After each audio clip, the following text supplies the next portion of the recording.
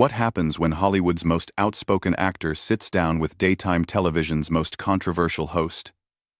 The answer might shock you.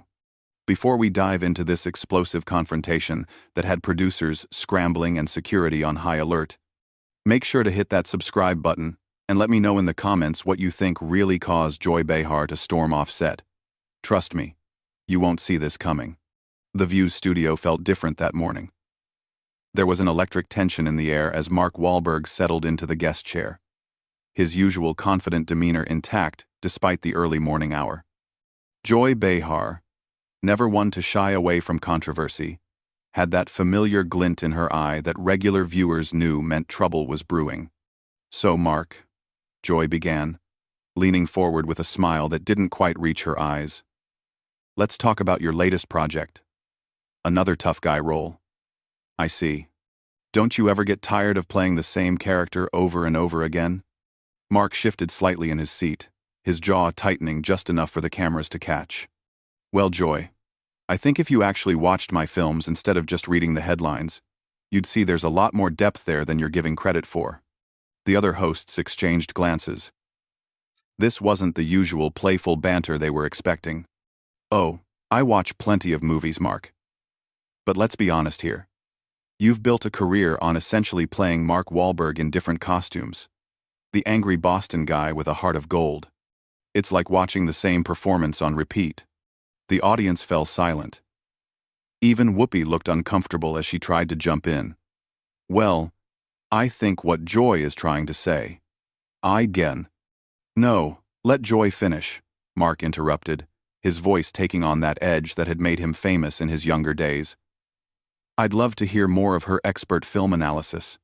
Joy's eyebrows shot up. She wasn't used to guests pushing back this hard, especially not on her own show.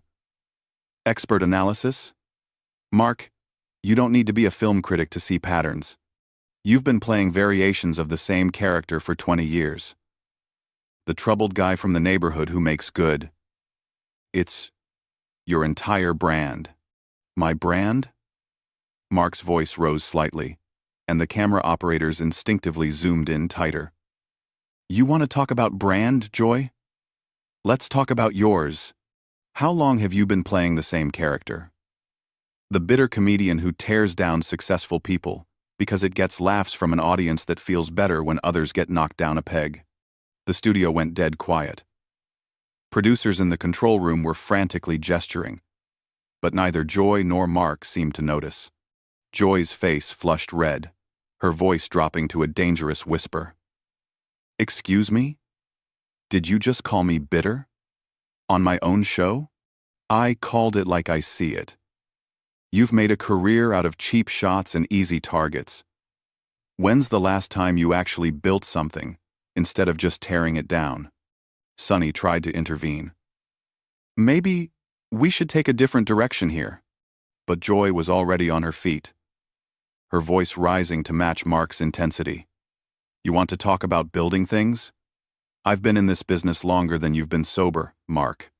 I've built a career on speaking truth to power, not just flexing and posing for the camera." Mark stood up slowly, his height advantage suddenly very apparent. "Speaking truth? Is that what you call this? Because from where I'm standing, this looks like someone who's lost relevance trying to create drama for ratings." The camera caught everything in perfect detail. Joy's hands were shaking slightly. Whether from anger or adrenaline was unclear. The other hosts sat frozen, unsure whether to intervene or let the confrontation play out. "Lost relevance?" Joy's voice cracked slightly. "I've been speaking my mind on television since before you figured out how to string together a coherent sentence without a script. Don't you dare lecture me about relevance." Mark took a step closer, not threateningly, but with the kind of intensity that filled the room. "Then, start acting like it. Stop going for the easy laughs and actually engage with your guests, instead of ambushing them with prepared gotcha moments." Ambushing? You knew exactly what show you were coming on.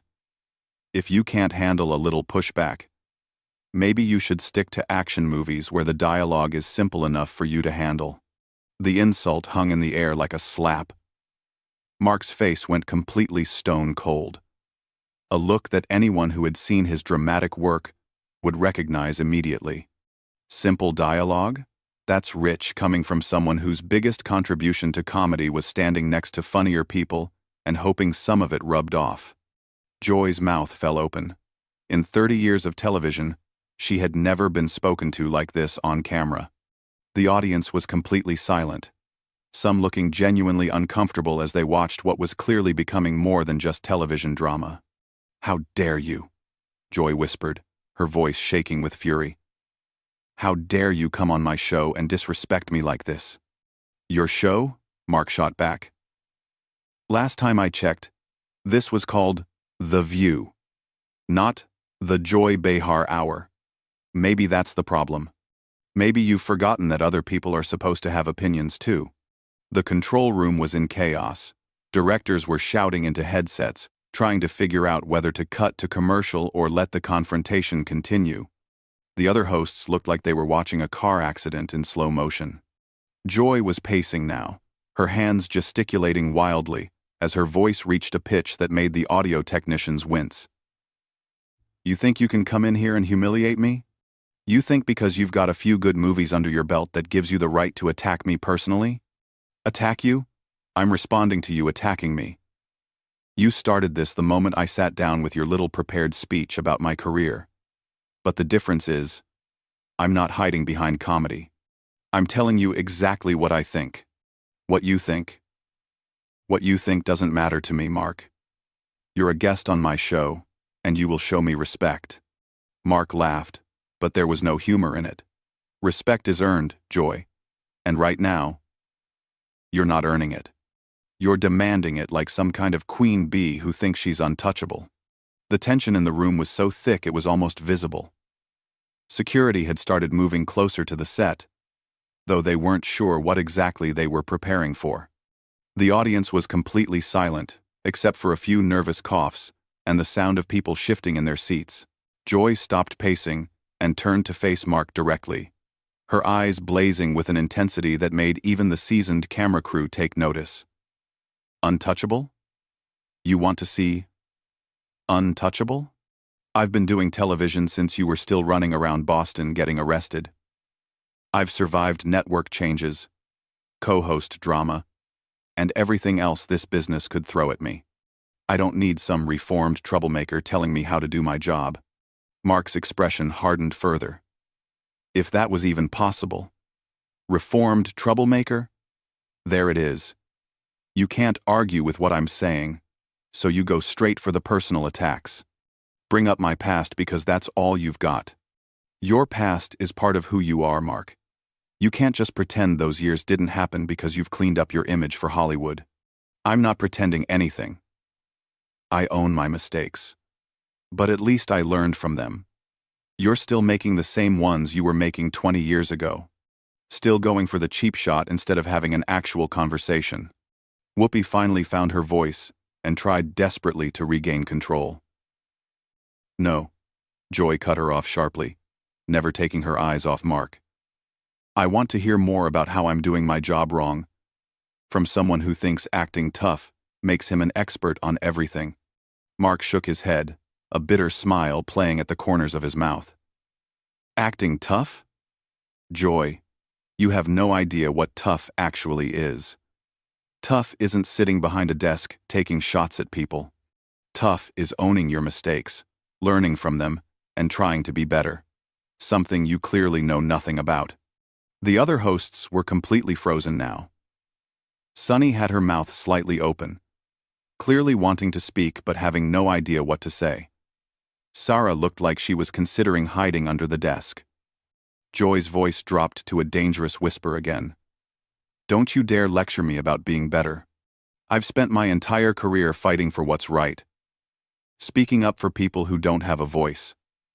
What have you done? Besides make action movies and pretend to be deep in interviews. Pretend to be deep?" Mark stepped closer again, his voice rising.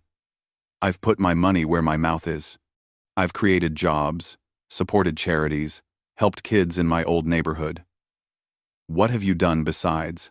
Complain about people who are actually making a difference. Making a difference? You make movies, Mark. You're not curing cancer. You're not saving the world. You're an entertainer who's gotten way too comfortable believing his own hype. The audience was completely captivated now, some leaning forward in their seats as if they were watching a boxing match instead of a daytime talk show.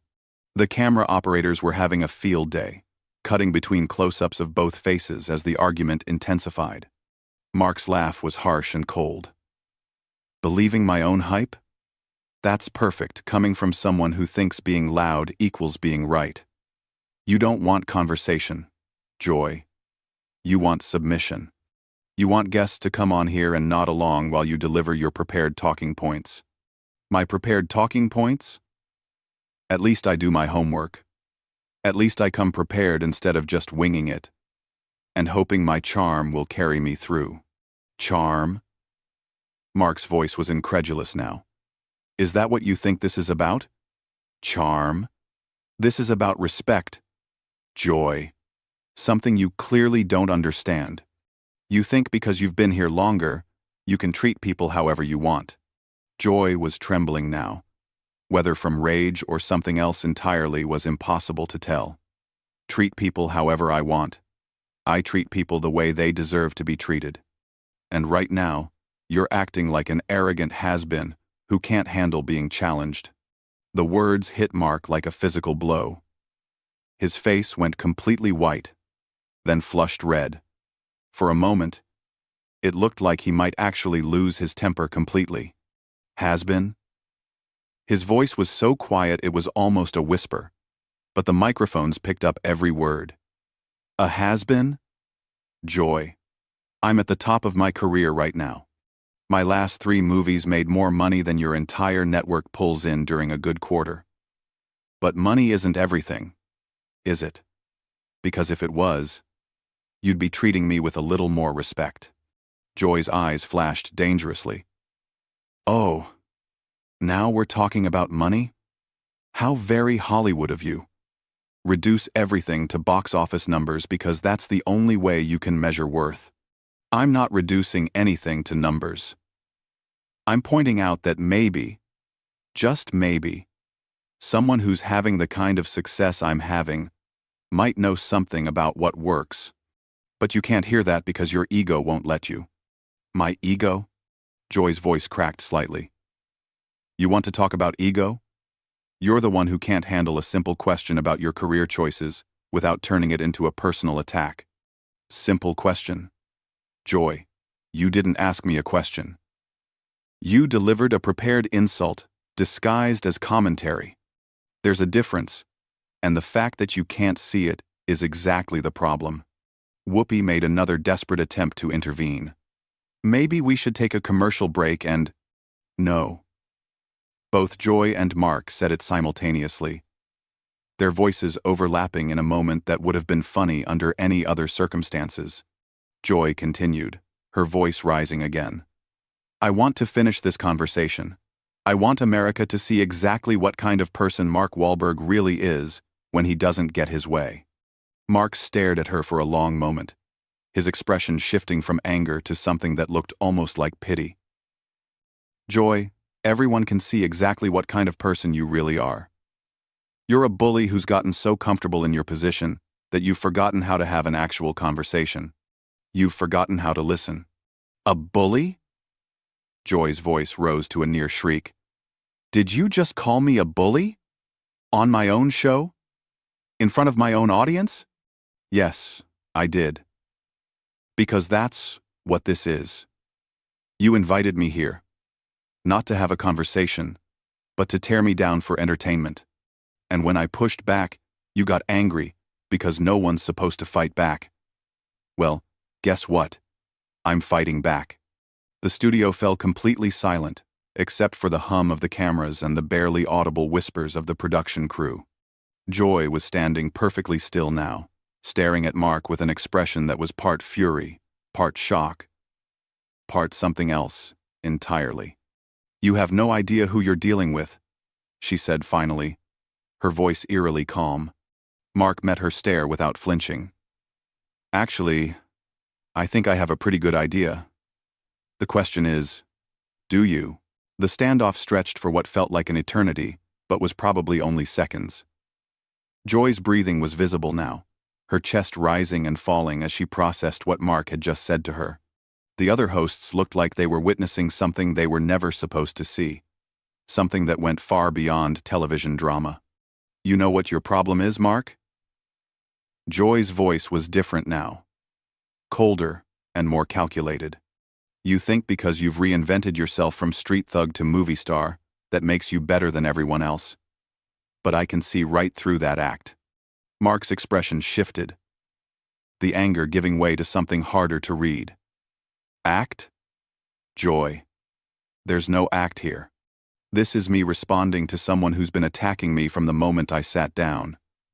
But if you want to keep talking about acts, let's talk about yours. My act? Yeah, your act. The whole angry truth-teller thing. The fearless comedian who speaks truth to power. But you know what? Real truth-tellers don't punch down. They don't use their platform to humiliate guests. They don't hide behind comedy when they want to be cruel. Joy's face went through a series of expressions, settling finally on something that looked like pure rage. Cruel? You want to see cruel? Cruel is coming on someone's show and telling them they don't know how to do their job. Cruel is insulting someone's entire career in front of millions of people. I'm not insulting your career, Joy. I'm pointing out that maybe, just maybe, you've lost sight of what made you good in the first place. You used to be funny because you were smart. Now you're just mean because you think it's the same thing. The words hung in the air like a challenge. Joy's hands were clenched into fists at her sides, and for a moment it looked like she might actually take a swing at him. Mean? Her voice was barely controlled now. Let's talk about the anger issues that you've never really dealt with. Let's talk about how you turned your dysfunction into a career, and now you think that makes you some kind of expert on human nature. Mark's face went completely still. My anger issues? Joy, you're the one who's been screaming at me for the past 10 minutes. You're the one who can't have a conversation without turning it into a fight. Maybe you should look in the mirror before you start diagnosing other people. Don't you dare tell me to look in the mirror. I know exactly who I am.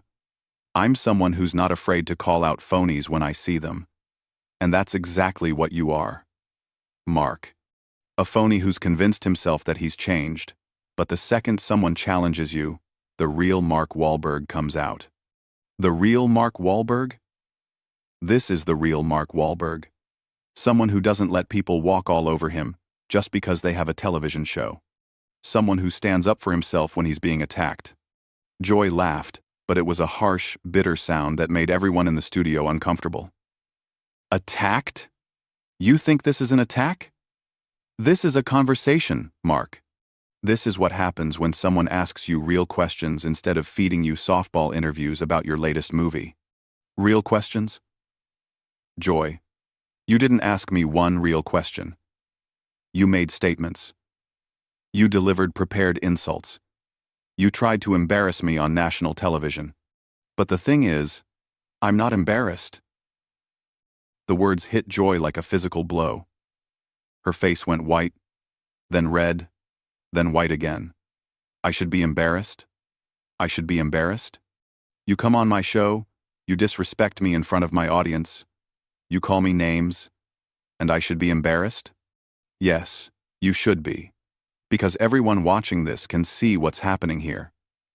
They can see who started this and who's escalating it. They can see who's acting professionally and who's acting like a child throwing a tantrum. Joy's mouth opened and closed several times before any words came out. When she finally spoke, her voice was shaking with rage. A child? Did you just call me a child?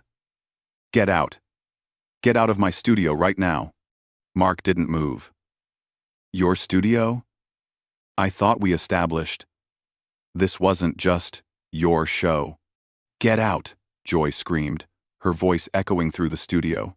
Security, get this man out of here right now. The audience gasped audibly. Some people were holding their phones up, clearly recording despite the rules against it. The other hosts looked like they wanted to disappear into their chairs. Mark stood slowly, his movements deliberate and calm, in contrast to Joy's hysteria. "I'm not going anywhere until this segment is over. I was invited here as a guest, and I'm going to finish what I came here to do." "What you came here to do?" "What you came here to do was promote your movie. Not attack me personally." "Attack you?" "Joy, I've been defending myself this entire time. You're the one who turned a simple interview into a character assassination. And now you're mad because I didn't just sit here and take it." Joy was pacing again, her movements jerky and agitated. "Character assassination? You don't know what character assassination looks like. But you're about to find out." "Is that a threat?" "It's a promise. You think you can come on my show and humiliate me? You think there won't be consequences? You have no idea what you've just done." Mark finally showed the first signs of real concern, but he kept his voice steady. "If you can't handle that, maybe you shouldn't be in this business." The words were like gasoline on a fire. Joy stopped pacing and turned to face him with an expression of pure fury. "I shouldn't be in this business. I shouldn't be in this business. I've been in this business since before you knew what business was. I've earned my place here. I've earned the right to ask whatever questions I want." "You've earned the right to ask questions, sure. But you haven't earned the right to attack people and expect them not to respond. That's not how the real world works, Joy." "The real world?" "You live in Hollywood, Mark. You have no idea what the real world looks like." "I grew up in Boston, Joy. I know exactly what the real world looks like. And in the real world, when you treat people the way you've treated me today, there are consequences." Joy was trembling now, her entire body shaking with rage. "Consequences? You want to talk about consequences?" "The consequence is that you just destroyed any chance you had of being welcome back on this show. The consequence is that everyone in America just saw you attack a woman on national television." "Attack a woman?" "Joy, gender has nothing to do with this. You attacked me first, and I defended myself. If you can't handle being challenged, don't challenge other people." "I can handle anything you can dish out, Mark. The question is, can you handle what's coming next?" Mark stared at her for a long moment, then shook his head slowly. "You know what, Joy? I feel sorry for you. I really do. Because this isn't who you used to be. The Joy Behar I used to see on television was funny and smart and engaging. This version of you is just angry and bitter and cruel. And that's not my fault. That's on you." The words hit Joy like a slap. Her face went completely white, and for a moment she looked almost fragile, almost vulnerable. Then the rage came back, stronger than before. "How dare you?" she whispered. Her voice barely audible, but somehow carrying clearly through the studio. "How dare you sit there and psychoanalyze me? You don't know me. You don't know what I've been through, what I've sacrificed, what I've built. You don't get to tell me who I am, or who I used to be." "You're right," Mark said quietly.